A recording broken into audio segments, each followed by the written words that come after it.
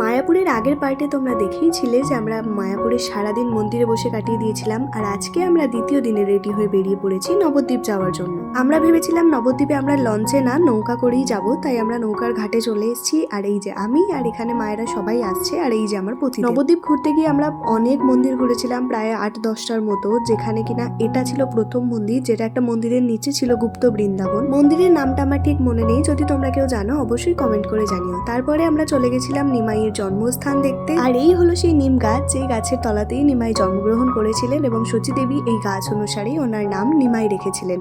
তারপরে আমরা চলে যাই সোনার গৌরাঙ্গ ঠাকুর দেখতে। দেখো কতটা মিষ্টি লাগছে।